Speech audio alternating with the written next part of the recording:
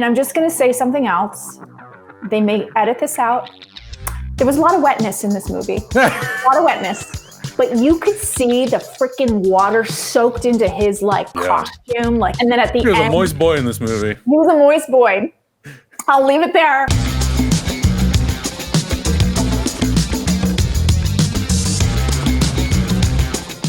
Hello, everybody. I'm Nikki Novak, and welcome to another episode of the After Show. This is a big one, folks. We are talking about the Batman and the Riddler. But we're talking about the film, The Batman. We're going to be deep diving into all the beats of the film, and then eventually we're going to talk about the burning questions that the film left behind. If this continues, it won't be long before you've nothing left. I don't care what happens to me. It's only going to get worse for you. I'm so excited to talk about this little indie movie, and we have a very special guest today, Adam Hlavac. How are you? I am doing excellent. I'm super excited to be here. Looking forward to talking about this movie and getting everybody's thoughts because I did love it. Spoilers. I'm super psyched to talk to you about it because I actually it's so fresh for me. I just saw it last night. And so I haven't talked to anybody about it yet. So and I know you're a super fan of this genre. So, yeah. So first, let's just go over a little bit about the films. It's directed by Matt Reeves. It stars Robert Pattinson, Zoe Kravitz, Paul Dano, Colin Farrell, Jeffrey Wright, Andy Serkis, John Turturro, Peter Sarsgaard. A little more down the line, but we'll leave it at that. This is the 11th live-action Batman film. It's set in a different universe from from our boy Ben Affleck, the most recent iteration of a live-action Batman. The Tomato Meter score is currently 86%. It is certified fresh. The audience score is 89%. It made it a huge $128 million domestically at the box office. Over the weekend, $249 million worldwide. And here's the critic consensus on the film. A grim, gritty, and gripping super noir, The Batman ranks among The Dark Knight's bleakest and most thrillingly ambitious live-action outings.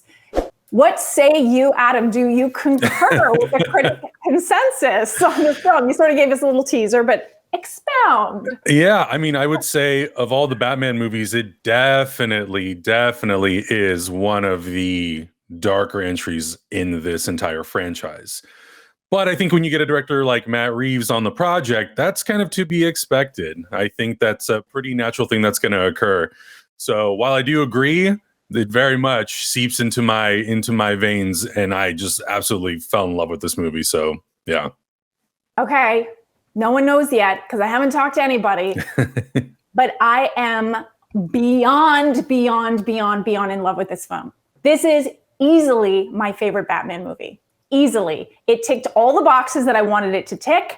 And I was a little bit skeptical. Like, I don't know how you felt, but when I heard the casting of Robert Pattinson, as much as I like him, he's a very different Batman, a different actor than the actors. We've seen a lot of actors that are sort of, I want to say they're more like larger than life kind of thing. Robert Pattinson is much more sort of like introspective and brooding in his performances, in my opinion. I wasn't sure how it was going to go. Okay, so that said, a lot of people are using the word masterpiece. I get irritated when people use the word masterpiece for film, when they just throw it out there like opening weekend. Do you as well? Because 100%. Movies have to sit a bit. They have to age. They have like a wine. You have to sit with them. So Adam, how do you feel about the word masterpiece? Does it apply to this film in any way, shape, or form? That's a really great question. You know, I also have mixed feelings about how people throw around that word so easily. I think, within 24 hours of a film's release to already throw that word around. So I don't know. Currently, I'm not really going to throw around that I think it's a masterpiece. I do think it's an incredibly well executed film, but I think I do need to sit with it a little bit longer and maybe look at the movies that influenced it and how well it maybe utilized some of those themes and how it utilizes some of the tech wizardry. And because for me, masterpiece, I think of like, well, what is it doing that's fresh in terms of story? But also I do look at the tech behind it of like, well, how is it helping us advance filmmaking forward? And I do think that this movie is helping some developing technologies definitely move forward into the more general filmmaking vocabulary. but I do think I need some time. But I would recommend that if people are open to it, to definitely look at the movies that maybe inspired this or inspired some of their favorite films, to have a really well-rounded understanding of why that term was even created and why we apply it to certain movies. Yeah, I think I'm the same. It's funny because I had heard the term used for this film, and I saw it very late compared to everybody else. Mm-hmm. And as I was watching it, and I'm not a person that enjoys that term, because I've even heard not just movie fans, but movie critics use that term quite often. Like every film that comes out is a masterpiece, and it dilutes the industry, and it dilutes actually the credibility for themselves and for the film. Because if everything's a masterpiece, well, then what's the next level? Where's the in between? What's the next? But what's also better than masterpiece, yes, right? Absolutely. And so but that said, as I was watching it, I was like, they may have something here. Like this movie, there's times that I've got to concur with the whole situation. Yeah. There was moments that I was like, and the mastery of the shot making, the angles, the POVs, the lighting, all of that. But how many iconic shots there were in that film. Like there's a few movies that you think about, and I'm not going to name names because I don't want to diss them, but there's a few movies you think about and you think about 2 or 3 iconic shots. I think this had so many. Okay, so maybe not masterpiece level for you, but is this better than The Dark Knight? Whew, that's a spicy question. That's interesting though, because I have been comparing and contrasting the two. And a lot of the times also I kind of bring my personal experience of watching these movies into it. How did they move me emotionally? How did they move me? How excited was I watching the film? And for me, truthfully, it is neck and neck. Like they both, and for different reasons. Like The Dark Knight, one of the first major motion pictures shot on IMAX film. It was an absolutely immersive, mind-blowing experience when I first saw it. I didn't know what to expect from that. But then I also got Heath Ledger. I also got the story. I got this amazing score, beautiful cinematography. So it really had all the workings of what really made me excited about it. But then I went to go see this, and yes, it doesn't have any IMAX photography, but it has kind of everything else that, in my opinion, The Dark Knight had. It had great performances, great design, the production design, the vehicles, the sound is absolutely amazing in this film. The cinematography, Greg Fraser did an amazing job with this thing. So right now I'm kind of like having an inner battle with myself to figure out whether I think one is better than the other or whether I love them both equally. And at the end of the day, I don't know if I necessarily need to have one be better than the other. Like as a Batman fan, as a fan of this genre, I love the fact that I have 2 movies that I consider to be so good that I can't decide which one I think is better than the other. And I think, of course, that's going to vary from person to person because your experiences, your cinematic experience is different. Like we have people who have seen the Batman in theaters who maybe never got a chance to see The Dark Knight in theaters, which is crazy, but that is a possibility. So I think, a lot of that also goes into whether you decide which one you think is better than the other. And I'm the same, like as much as I sometimes don't like the word masterpiece, I don't like comparisons, but we're going to do it. We're doing it today, but comparing movies, because this one and comparing actors who played the same role, but we're doing it anyway, as best as we can with respect. But I too feel like this rendition of Batman, I mean, I'm also a Tim Burton fan. I loved his Batman movies. Like, oh my God, Tim so Burton much. does. Are you? Yeah, you too. Oh, Batman Returns is like the unsung hero of those 4 original movies. And also, it's like you said, it's your experience. Those were the first Batman movies I ever saw. And so you're first. How do you compare anything to your first? And then, just like even like the Batfleck universe, the DCEU is so different from this. Yeah. How do you compare? And The Dark Knight, I think the reason why people are comparing them is because they're considering them maybe the 2 best live action Batmans. And so you're going to get that comparison. That said, I said it in the opening, it is because of what I like in a film. I loved how stylized it was. I love that the choices were so specific. I love Bale as Batman. I always thought he couldn't be topped, in my opinion. But Pattinson, he came on. And for me, and I want to ask you the question, for me, when he was Batman, I didn't see Pattinson. Like everybody talks about Colin Farrell, how he was unrecognizable as the Penguin. I thought his voice, even his voice overs throughout, I was like, is that Robert Pattinson? Like, he really didn't sound like himself. I know he's also doing an accent, but he didn't look like him, sound like him, and it was so different. And then when you saw him as Bruce Wayne, I love the smoky eye. I'm not going to lie. I love a man with a smoky eye. I know it was, but it was also steeped in reference to, I'm not a comic book person, but it's, I think from the comics or the graphic novels, I'm not really sure. Yeah, there's been a couple of graphic novels where he's kind of embraced that look. But in all honesty, I really think it's just Matt Reeves going, why are we constantly removing the eye makeup and pretending like it doesn't exist? Just lean into it. Let it be all runny and make him look all very emo-y. And I'm like, yeah, why not? We don't have to have these awkward shots in Batman Returns where one shot there's eye makeup and the next shot there's not. I'm like, just let it live in the world. But he had no nipples. I appreciated that. No nipples. But so how did you feel about Robert Pattinson as in this role as a whole, but both sort of characters that he was playing? Well, first of all, I was actually very excited for Robert Pattinson to play this role, mostly because, I know for years he kind of lived in the Twilight world and that's all people knew him for.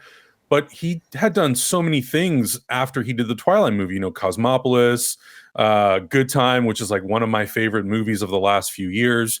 So I was excited to see what else he could do. And I had a feeling that if he was going to continue on this trajectory of making a lot of these great indie films, that he could bring something very unique to Batman and kind of prove the naysayers wrong. And in my opinion, he did.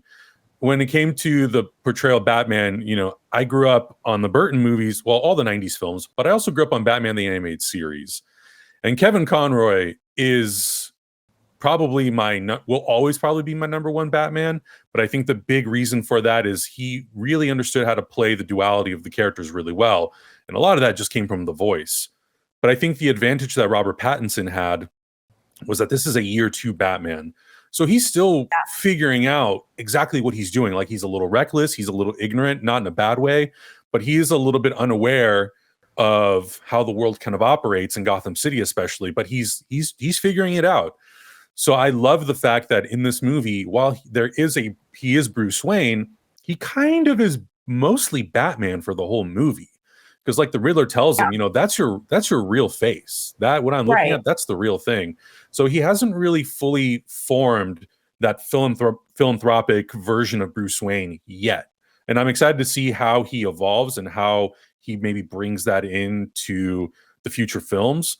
So, but I love the fact that we got to spend some time with a Batman who he's really just one character. He's Bruce Wayne out of the costume. He's Batman in the costume, but his personality is very much the same in both cases. And I really enjoyed that. And, he does have a little bit of an internal struggle with that. And I think what Robert Pattinson did so incredibly well is he is able to bring that intensity. And when he has the mask on, we always talk about how Batman can't really do a lot of facial acting outside of his eyes and his mouth. And I think Pattinson was really able to figure that out. And even the way he just looks around in a room when he's, I would imagine that Batman would feel very uncomfortable being in a room full of cops who really don't trust him or don't know what he's all about. So his focus is really just laser focusing on that's a clue, that's a clue, that's a clue. And Pattinson is so good at just being completely focused on the mission itself. And I think that's something that we haven't really seen before from a Batman. And that also will obviously go into, him being primarily a detective in this movie, which I loved.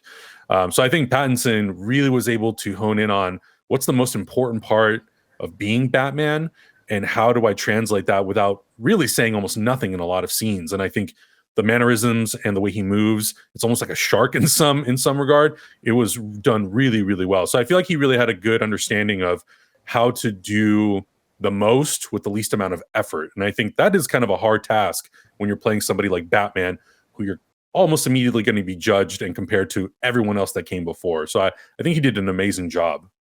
I cannot agree with you more on all of what you're saying. And that's the one thing that really hit home for me was whether he was Bruce Wayne, whether he was Batman, you felt the pain. You felt the anger, you felt the rage. One thing I thought was so cool that Matt Reeves did was in the very opening shot, you see from, the Riddler's point of view, him peeping on somebody through a window.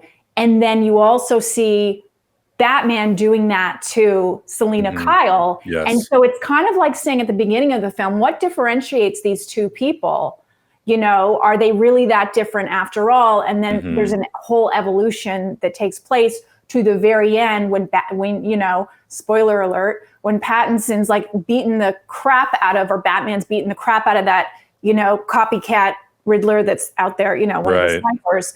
And he's going, and you feel the rage that when he wanted to hit Dano that hard through the glass and couldn't, and he's taking it out on this guy. And then he stops himself, and that's the full circle moment. And then he saves the kid, and I got chills. Like the kid payoff at the end was so great. Okay, so let's talk about Paul Dano as the Riddler. What are your thoughts? Again, another casting I was super excited about. Prisoners is like a movie I will shout about until I lose my voice. And if people have not seen Prisoners by Denis Villeneuve, please go watch it. Paul Dano in that movie is incredible. I mean, he's incredible in a lot of the movies that he's been in, Little Miss Sunshine, Swiss Army Man. So I was excited because, primarily because of his performance in Prisoners, I knew that he could bring something very unique, very twisted, very dark, very different. And obviously Matt Reeves is not going to do the Jim Carrey version, because that is so Jim Carrey that you cannot compete with that. That's just the truth. And I love that movie. Like, I love Batman Forever. I don't care what anybody says. I do too. I like Batman Forever. I love those Schumacher movies. I don't care. I love Batman and Robin. You can say whatever you want about that. I love that movie. I love camp. I love over the top. I love camp. Like, come on. Like, if you don't have a sense of humor, get the hell out. Exactly. So when Paul Dano was announced to be playing Edward Nashton, the Riddler, I thought, okay, this is a really cool choice. This is an actor who like really, really loves to like sink his teeth into something that has a lot of depth and has a lot of emotion and it has a lot of terror. What are they gonna do? And then we found out that it was going to be kind of a take on the Zodiac Killer, and I thought, oh my God, this is going to be mind-blowing. Like, Fincher's Zodiac movie is so good, and it's like that whole, I mean, it's a real life story, so it's incredibly tragic. But I think like being able to use that as a concept to get into that character, I was like, this is genius. So I already knew at that point that Matt Reeves was already going for a darker, more horror thriller tone. And, you know, I didn't know exactly what the look was going to be or what he was going to sound like. But then you see that first teaser and you hear him talking and you just hear the very few lines that he says. And I already knew, okay, this is a guy who really understood how to really extract something really menacing from a character that sometimes in the comic books is frightening, but a lot of the times he's not, I don't want to say comical, but there's definitely a lighter tone to him at a lot of certain points. So that was really exciting for me. And I think, again, Paul Dano, another actor that I love who did an incredible job. I think Paul Dano should be nominated for this performance. It's personally. So He captured serial killer, psycho, and I think to me those are the most terrifying villains. Like, to me, he's up there with like a Hannibal Lecter type performance where the scariest thing is somebody who's unpredictable. Yes. And almost like that diner scene when he smiles. Like the diner scene, by the way it was shot. Yeah. And that homage to the iconic, you know, shot from, you know, way back. But like he just, that smile, but then there was so much range in his performance. And then the jail scene when he has that huge monologue, like the range of that performance and how terrifying it was, and really closely mirrored a lot of, I think, unfortunately, knock on wood, some of the people that we've seen in media who take out, you know, like without going any further, like it was eerily awful in that way and very haunting. It felt very visceral. And go ahead. What were you going to say? Yeah, I mean, and I think, you know, I think The Dark Knight kind of touched on a little bit of those things where you had Joker doing video recordings of himself and kind of acting to camera. And he also kind of has a little bit of like a following that he kind of collects by the end of the movie. And The Dark Knight does it, and it's kind of ahead of its time a little bit. Yeah. But then this movie does it, and it's very much of its time. And I was kind of surprised that they did lean into that and showing, you know, kind of what it is, a reflection of things that have happened in real life. And sometimes, you know, we look at that like, oh, that's a fun fictional take on a character. I'm like, yeah, but it is inspired by like real life things. Of course, it's got a little bit of like a veneer of this comic book moviness. Yeah. But, you know, like that was one of the more surprising things was like, wow, they weren't afraid to kind of lean in and say like, this is not as, you know, we're basing this movie in reality. It's grounded as much as possible. And like this Riddler character is kind of a reflection of things that we have seen in media and in our lives, today. And that I think is terrifying. And especially because he is a character who thinks, and these are usually the best villains, are the ones who think that they're always right and they're doing the right thing. But it's just the way that they go about it is like, it's so extreme and it's so terrifying. What did you think about, so let's move on to Zoe Kravitz as Selena Kyle, aka the beginnings of Catwoman. I just thought in this, okay, I'm going to be cheesy for a second. Those two together on screen are like the supermodel version of any other iteration we've ever seen. Nothing to take away from the gorgeous humans that have played, Catwoman before. I mean, some of those beautiful women of all time. But I think the physicality of Zoe Kravitz, the way she moved, and just, I know Matt Reeves was asked about why he cast her. And he very simply said she really had the physical attributes from comics and like really had the look. And you hear people getting cast a lot for their look. And I'm always like, how they look. They don't have to do exactly. But in this case, it really worked. And her movements, how tight her movements were when she came down the fire escape at that moment. And that's when Pattinson's like looking at her and realizing how powerful she is, like what a badass she is. But what were your thoughts about Zoe? Yeah, a lot of the similar stuff, again, she's another actor who's been really making incredible acting choices. And, Mad Max Fury Road isn't the first movie, as far as I know, isn't the first movie that she did, but it was like the first movie that I kind of was exposed to her and slowly just kind of following what she'd been doing. When that casting was announced, I was like, yeah, if you just look at her silhouette, not even in costume, just as Zoe Kravitz, and, she has the short hair, it really does look a lot like some of the more recent comic book renditions of Catwoman.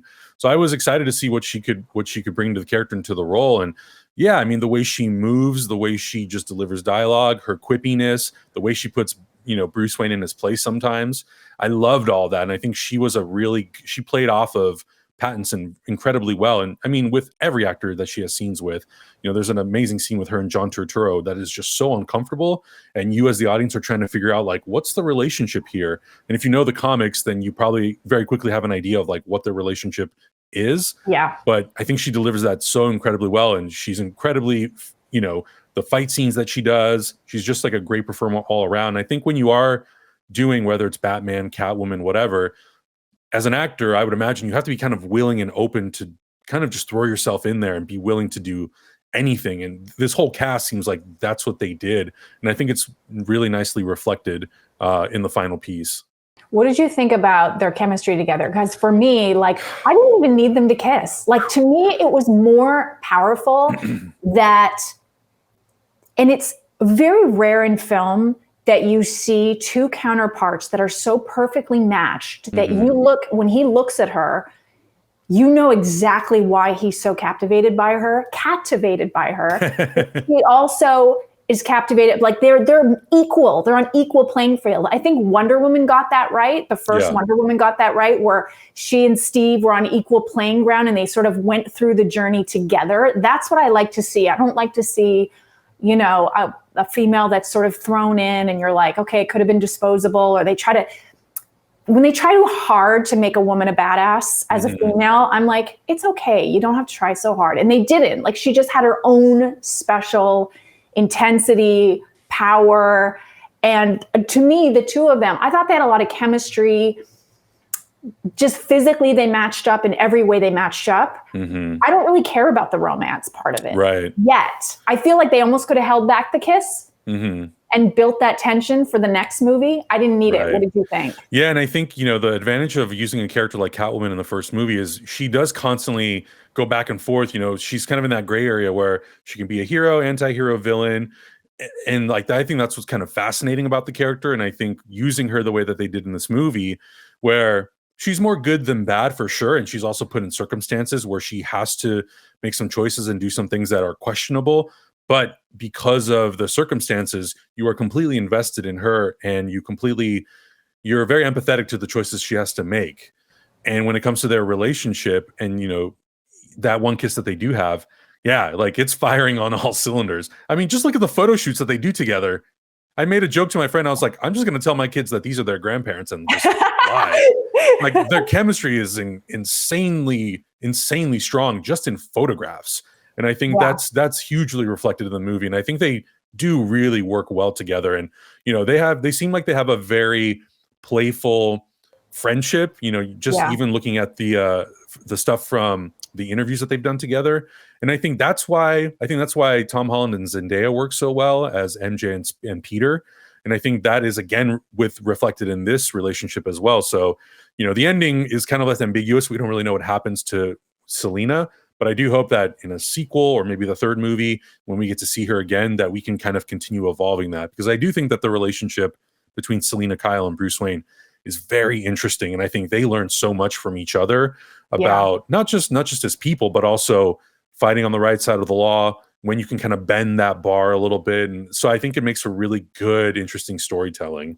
Do you care to even rank her amongst the Catwomen? I just think, you know, like Pfeiffer delivered her campiness. She was so iconic for the one-liners and being so over the top, where this one is it's so different. But do you have a ranking, so to speak? Oh, that's so tough. Yeah, I mean, I would say right now, I probably would put Zoe Kravitz at the top, and then I would put Michelle Pfeiffer. And Michelle Pfeiffer was like, oh my God, like so amazing in that role. Like I really do feel like she should have been given at least a Best Supporting Actor nomination for that performance, because she's so good, or even just like a Best Actor nomination for that, because she was so good.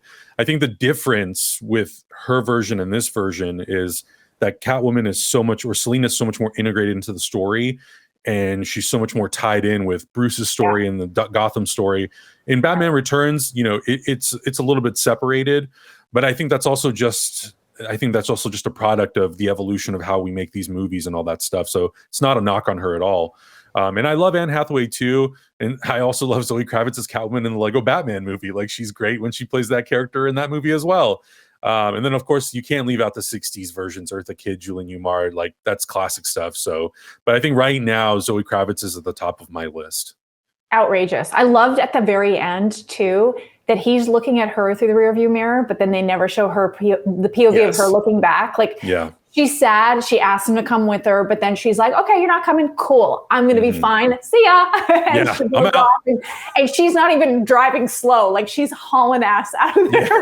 Like, I'm getting out of this crazy town. I'm out. Bye. But there's so much room for that relationship to grow. I just have to point out, and then we'll move on to the next topic. But I mean, it kind of is part of the next topic, which is like people praising the visuals and darker atmospheres. Like, is this one of the best of the superhero genre? Like that scene where she has the lenses on and she's going through the club and he's talking to her. Oh my God. What a brilliant idea. Yeah. How scary it was to see these men through her POV. It was such a reflection of, it was almost a statement on the world too, how men can be very threatening to people, to women, and women don't even, or men sometimes don't realize how threatening they can be. But like the way that was shot, also that the way that they shot the Riddler stuff, like through, you know, the phone and that, like, was so eerie. The lighting and that, so gritty, noir, as we're all saying, dark. Do you feel this is amongst the best in terms of that, in terms of in the superhero genre? Oh, absolutely. Like, you cannot ignore that. And I think it's also telling that Matt Reeves and Greg Fraser were willing to do a lot of that stuff. Because I think sometimes with these movies, we focus on it being as clean as possible, looking really crispy, really clean. And I think I don't think that's going to apply all to every single superhero movie. I think you have to be willing to kind of get into the dirt a little bit. And this even goes back, like they went as far as to take this film, run it through 35 millimeter film, create an interpositive, rescan it, just so they could have like the grain, the imperfections of film on the movie. And I'm like, that's such a specific thing to do that most people would probably just do it in a computer, but you actually went through the process of like physically printing this movie and then rescanning it. Like, they were really, I think the look and the feel and the aesthetic and like it feeling very tangible was super important to them. And I think just using lens videos and all that, you know, it creates these really interesting looks on the film. And that's something that like you normally do not see in any of these superhero movies. So I really appreciate them going to those depths to really help translate like what they were going for. And I think it really helps tonally to sell the movie and make it feel almost voyeuristic in a lot of the sense, because it does feel like at times we're either being put into the perspective of Batman or the Riddler, or we're meant to feel like we are literally standing 3 feet away from them. And it makes you feel really uncomfortable at times, but I think that's what's so genius about the way that they made the movie. That's exactly how I felt. I felt like I was there. And the fact that it was visually dark, and a few times I'm like, and just like when you're straining to see Batman in the shadows and you're straining to see things, and like when they would do the reveal of the Batmobile, which we'll get into. Oh my God. Like, when you're straining as an audience member, you feel like you're there. Like I forgot that there was an audience in my theater, that I wasn't right there. I felt like I was in that. And I'm just going to say something else. They may edit this out. There was a lot of wetness in this movie. A lot of wetness. And we see a lot of rain in movies, and they're like, oh, it's very noir, it's raining. But you could see the freaking water soaked into his like costume, like his bat suit. And he was just like, and then the shots of her boots and her stepping into that water at the end. And also the fact that there was so much rain and he was so wet throughout. Yeah. And then at the end. He was a moist boy in this movie. He was a moist boy. I'll leave it there. But then at the end, the fact that the water came rushing into the arena, sort of like how everything kind of had a callback and was so well thought out. What did you think about another person I actually think should be nominated, Colin Farrell? Oh my God. It's amazing. That makeup, that prosthetic work, that has to be an Oscar nom easily. Like if it doesn't, there has to be something really mind-blowing that comes out that has to be it, because when I first saw the very first teaser at DC Fandom, and he's at the end of the trailer and he's like, this guy's crazy. When I was talking about the film, I thought he was just like some random like Carmine Falcone thug. I had no clue until I looked it up on IMDb that was Colin Farrell as the Penguin. I was completely sideswiped by that. I think he's having the most fun in this movie, and I think it's such a benefit to the film because having like at least one character who is just chewing up the scenery is fantastic. And Colin Farrell's such a great actor, and I'm so excited about the HBO Max series that he's going to have. And I think it adds like just such a like the scene with him, Batman and Gordon, where they have him tied up and he's telling them like, this Riddler guy must be real stupid. He doesn't understand the difference between L and La. And it's just all those little moments is just so perfect. And I love the way he just went for it. And I think all these movies sometimes have an actor that does that. I think Nicholson does that. DeVito does that. Jim Carrey, Heath Ledger obviously did that. And now you have this, and you have Colin Farrell doing it. I'm like, this is great. I can't wait to see more of this character. Yeah, I thought that it's funny because sometimes I think if you're buried under prosthetics, you maybe have to overact or overcompensate, or the prosthetics just do all the work for you as an actor. But you could see beyond the prosthetics. This was not Colin Farrell as we've seen him before in any role. Mm-hmm. And I think what a job he must have had. He changed his voice too. And Jeffrey Wright, his voice, they were all top notch. Peter Sarsgaard, they all, like there was not a weak link. There was nothing where you could have said Andy Serkis was perfection. Like, I just feel like everybody was firing on all cylinders, but him, to me, like that was a performance where you just go, oh my God, beyond all the makeup, it wasn't him. Like I've never seen him be that way before. And what a leap of faith for them to hire him and then decide later, okay, this is where we're going to take it. Cause I think it was sort of Colin was hired and didn't realize that that's what they were going to do. Yeah, absolutely. And I think, again, this kind of goes back to like, what are people's collective memory of certain actors and certain performances? You ask most people, they might cite Daredevil from 2003, where he played Bullseye. It's probably like one of the first American movies, or probably one of the first films he had done, and he's done so much other amazing things since then. Killing of a Sacred Deer, all this stuff. He has a new movie that's out right now that I want to go see really, really bad. So I knew that he was the right guy to bring something different to it. I just wasn't expecting what we got, but it was so perfect. All right, let's move on to the Batmobile. The reveal, you've seen Psycho, we were talking about it before. That scene, and then the car chase scene. I'm just going to let you rev and go. So I saw the movie in IMAX for the first time. You see a little bit of the car in the trailer. All of a sudden, you're in that sequence, and you have Colin Farrell, doing his great thing and yelling vengeance and shooting off his gun. and then you hear this loud car engine rev up. The seat started shaking. I was seeing with a friend of mine. I grabbed him by the arm and I was like, Oh my God. you might have to bleep this out. I went, holy shit. I was completely just like my jaw. And we've had incredible Batmobiles ever since the Burton movies. You know, like that Batmobile is amazing. All the iterations have been so cool. It wasn't even necessarily the look of this car. It was the fact that it was completely silhouetted with this burning exhaust and with this jet engine sound. And he's just taunting Penguin and revving and revving. And all of a sudden he takes off and they go on this incredible chase sequence. I was like, this is amazing. I love this. Like, just the sound design alone, I'm like, give this scene an Oscar for how incredible the sound design work is. But yeah, the chase is so cool. And I loved how they were willing to use the cameras, mount them literally everywhere on every part of the vehicle. Yeah. I love the 50-50 shots of Colin Farrell in the foreground and the Batmobile in the background. It makes it feel like, you know, Christine, like you're being chased, or Jaws, like you're being chased by the monster in the back. And I just loved all that work. And some of the technical things that they did, like they put filters over the lenses so the rain would just sit and drip down the lens. You know, we talk about the wetness of the movie, but like really using the environment so incredibly well. And even some of the visual effects shots where Batman, you know, jumps the ramp and then it's a practical shot where he lands, like it's just so incredibly well crafted. And Matt Reeves talked about how they actually were able to design that whole sequence in VR because they had like a long freeway. And in VR, he was basically able to like take every single shot, design it, you know, take screenshots of that, and then they would go and film it. And I'm like, this is such a technical feat. And it's not that long of a sequence in the movie, but every single shot is just so purposeful. And I ate it up. I thought it was so well done.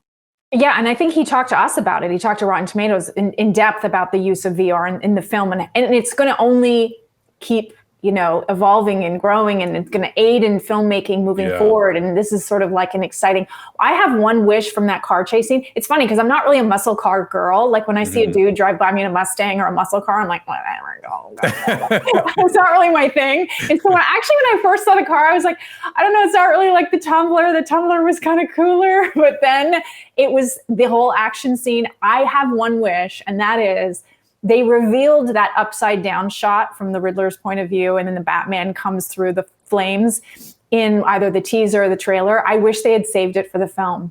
I wish they hadn't shown it to us ahead of time because that payoff. And I just love that the car came in, the reveal came in just at that moment where you're like, how are they going to get out of this? Like they're all in deep at this point. Yeah. Like they're not going to, and it was just so perfectly timed. Like that, the editing of this film was super tight. But what you were saying about the sound, if you just want to talk about that a little bit, the sound, the score in this film, another character. I think it was another character, but this is a perfect film to show how when you have the sound, the editing, everything is in harmony, and a director has such a strong vision for a film, and he is paying attention to detail, and it all is working because the sound and every sound effect you had in this film immersed you deeper into it. What did you think of the score? No, I totally agree. And, you know, I love the Batman 89 film that Tim Burton did. And going into this movie, I had kind of hoped that we could live in a perfect world where a new Batman movie would be a little bit of a mix of Burton's 89 film and Batman the Animated Series, which I think Batman the Animated Series is like one of the greatest depictions of Batman ever. And this movie surprisingly kind of did that. And the music is a part of that too, because I think when I think of Batman, I think the Hans Zimmer score for Batman versus Superman, or his Batman theme in that movie, and the Dark Knight trilogy score is really, really good. But there also is a part of me that immediately can't help myself but to start to think of the Danny Elfman Batman theme. And that is kind of carried over into Batman the Animated Series as well. So I think what Michael Giacchino did so incredibly well, and he actually created the score before the movie was even shot, is that he really brought back a lot of those those sounds, those deep bass sounds. Yeah. You know, like the drums, the beating of the drums, a lot of the orchestral stuff. And it just sucks you into the movie. Like the more times they play that Batman tune, every time it like hits, the drum hits, I'm always like, okay, now he's going to show up. Now he's going to like it. You're just constantly being pulled closer and closer to the movie. And I think that, like you were saying, you know, it is its own character in the film, and all the suites that he does for each character is so incredibly well done. That by the end of it, I'm like, man, this is a soundtrack that I want to listen to all the time. But then you're missing the sound element of it, which I love as well.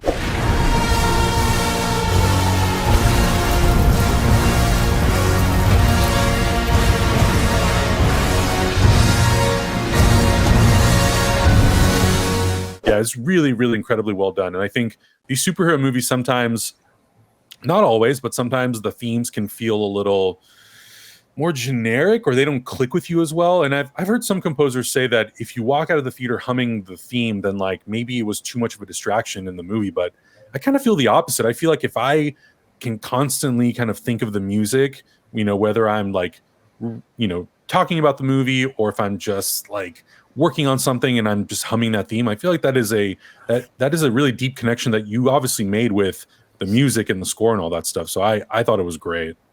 Yeah, and I stayed through. It's always weird to me when I'm sitting through. Like, obviously, you know, you're going to sit through the end credits because you're going to get something in one of these films. We got very little in this one, but we did get something. But it's always funny to me when people leave. I'm like, why are you getting up? There's more. See, I come from the visual effects industry, so I always stay for the credits because I'm always interested to see what companies worked on it, if I know anybody that worked on it. So it's always been like a thing. You know, of course, well, the Marvel movies have programmed certain people to stay through the credits, but even in Marvel movies, people leave, and I'm like, where have you been since 2008? You know that this is like not the time to leave, right? I know, it's like a few more minutes, but sitting through those credits and listening to that, like it just, you know, I definitely went home, and it was like, as I was driving my car, I had a moment where I thought I was Batman. I might have driven a little fast on the way home. Okay, so let's maybe delve into some things that people criticized about the film, and that was, I heard a lot about the third act being, you know, not as strong as the rest of the film. I'll just say real quick, I totally disagreed watching it. I think it's a really hard balance when you're doing a quote unquote superhero movie. There has to be a crescendo in some way. And some films, and even films that aren't blockbusters, and I'm going to just say it, Parasite happened for me, where the ending was so different than the rest of the film that I didn't love the ending, because they go in such a different direction from the tone of the film that I'm like, you lost it. You lost me. Like, I loved all the noir or the whatever this led up, but I don't think he did that. I think it was a really good balancing act. You could, of course, dissect it, but what did you think?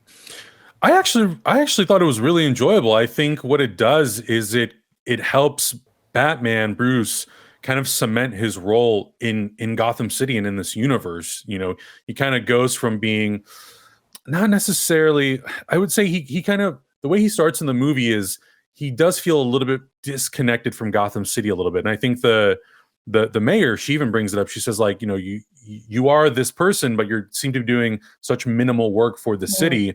And of course, you know, just the idea of him being Batman and fighting the city, fighting back against the criminality of the city, that in and of itself is like, already you're doing so much for the city. But I think what the ending does is it helps connect him to the people. And I think that's something that sometimes in the Batman movies we see a little bit less of. You know, we don't really see how what Batman does affects the people that are, you know, in Gotham City. And I think the moment of him just extending his hand and leading all of those people out with the flare is like, that just says so much about where that Batman ends up at the end of the movie. Like, he is now assuming this hopeful leadership role of taking down crime. So I think without that ending, you can't have that. I love The Dark Knight. The ending of that movie, where you put the two boats against each other and you're relying on the people of Gotham to make the right choice. Not the most compelling, strong ending for me, but like everything leading up to that movie, I absolutely loved, but I don't really like knock the movie for it because of those final like 15 minutes. But with this, I think it really, really worked. And, you know, the way that he narrates the end and he comes to terms with the fact that, like, I can be the hope for the city, but I have to kind of do it this way. And this is how I can kind of lead. I loved all that. I thought it worked really, really well for me. Is there anything that really didn't work for you? It did not even necessarily in the third act, but Sure. you know. I was a little disappointed with how little Alfred we got. And this is less for me and more for people who maybe aren't as well versed in the comic books, or, you know, maybe don't have such an attachment to that relationship. I've lived with that relationship for over 30 years. So when Alfred potentially is going to die, I have a lot of emotion for that. But when I look at it just on a film level, and it's, you know, the first film of a new trilogy, they really only have 3 scenes together. And I know that through exposition, they kind of explain he's a former, you know, he was the bodyguard of the Waynes and all this sort of stuff. I would have loved to have a little bit more. I would have loved to have a little bit more time with those characters. So when that moment happens and he potentially is going to die, I wanted to really feel the emotional impact, but not because I have this 30 plus years of baggage that I bring to the movie being a comic book fan.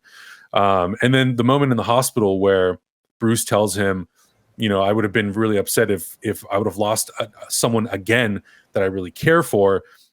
Just the slight change of, you know, him saying that being someone who's like a father to me or somebody that I love, you know, I think that would have had a little bit more of an emotional impact. So I love the take. It's very much from the Earth One comic books.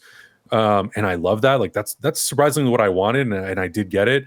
But I do hope that in the sequels we get to focus a little bit more on their relationship and how it differs from the other relationships we've seen in the past. And yeah, I would say like that is probably one of my biggest sort of critiques of the film. Everything else kind of works for me and fires on all cylinders. I think maybe a little bit more time with Bruce Wayne, maybe a little bit more time with the Riddler in person, not so much through a phone or through a lens. Like, I think, you know, for the purpose of the story, it worked. But other than that, the movie generally is like really working for me almost all the way through. Same. I mean, it's almost like trying to find something I didn't like about it is just kind of nitpicking for the most part, because there wasn't anything glaringly obvious. I actually am going to disagree with you. I thought there was just enough circus. I think if this wasn't, you know, setting up for future films, I would say I would agree, because there wasn't a huge payoff at the end. I understand. I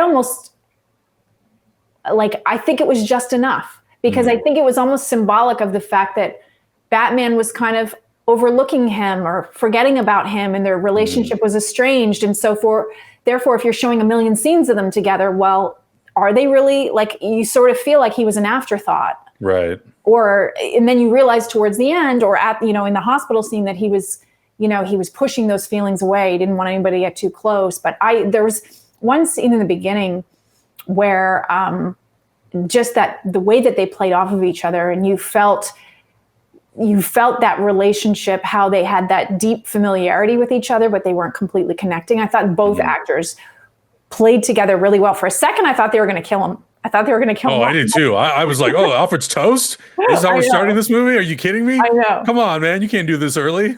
Andy Serkis is not just a national treasure. He's a world treasure. You cannot do that. You cannot do that to my heart. Yeah. You can't do it. But I'm absolutely excited to see, you know, more of that relationship and how it evolves, because I do agree. I think like too much Alfred would have kind of taken away from how much of a wall Bruce has. And, you know, he doesn't let anyone through that wall, not even Alfred, who is his father figure.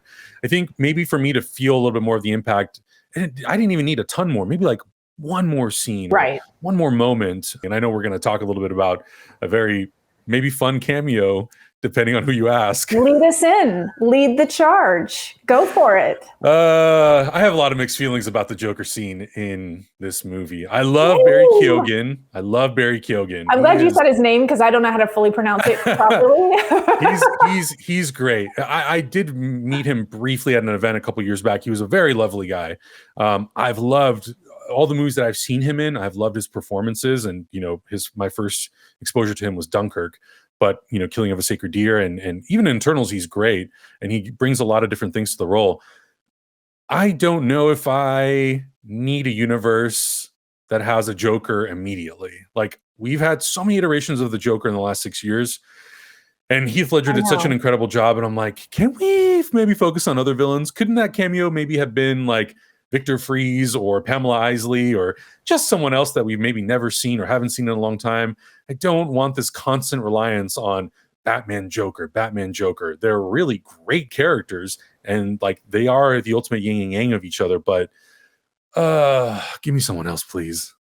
Yeah, I think I didn't mind the jail scene. I didn't mind that it was Joker, but I think I just have Joaquin Phoenix so ingrained in my brain as the Joker at this particular moment in time. You almost like needed more time to sell that character to the audience, and you're not going to get that. And it wasn't like Barry, all due respect, but it's not like he's a huge star where people are going to, in the audience, like in, people who aren't like movie people like we are, who see 3 movies a year, aren't going to be like, oh, look who it is. It's Tom Cruise as, Yeah, exactly. Whatever, whatever. No, I totally get what you're saying though. But like, there's not going to be that. I thought it was cool. I like that. Oh, okay, here we go. I like the riddle. By the way, the use of the riddles in the movie, don't even get Oh my God. started. I loved it. But yeah, but that said, he's a great actor. And there's obviously a reason they cast him, and but I see what you're saying. So let's talk about the next installment of the Batman. What do you want to see? More of, less of. Matt Reeves has talked about Mr. Freeze, and I love that character. I think he has such a compelling story, and I think the relationship he has with his wife in the movie is so interesting, and how it leads him down a crazy path. Matt Reeves has also talked about, I have a very hard time sometimes when filmmakers are like, oh, it's grounded, real. I'm like, your Batman has a contact lens that can record anything. He can zip up his cape, and he has like a glider suit. I don't really think you need to worry so much about how do I justify Mr. Freeze having a freezing gun? Like, we're pretty advanced technologically that you can come up with something and we'll buy it. So I would love to see Mr. Freeze. I love Schwarzenegger. He's great. But I would love to see some new, fresh take where we do something that is a little bit more grounded, gives us a very personal story for that character and how that works against our Batman. There are other villains too, like Clayface and villains that maybe are a little bit more fantastical.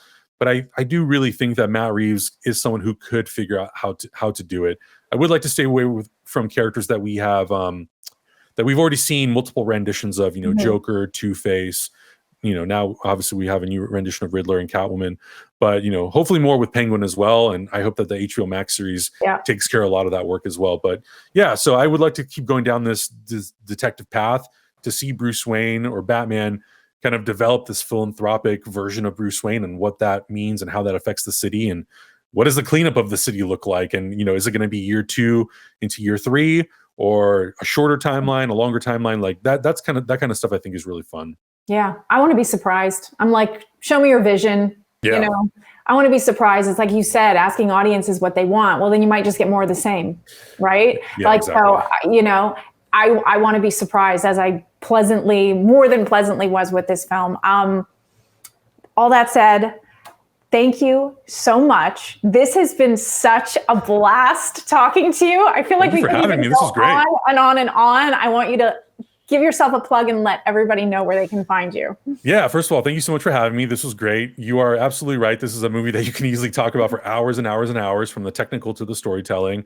But my YouTube channel is Heroes Reforged. That's a channel that I do every week with my good friends Hector Navarro and Augustine Rios. We do breakdowns and reactions to new shows and movies. We do have a review of Batman, so if you want to see our thoughts, that is on there as well. All my social media is just my name, Adam Hlavac. If you have any more questions about any technical elements of the Batman, I will do my best to find the answers and let you know. Well, thank you again. This was so much fun.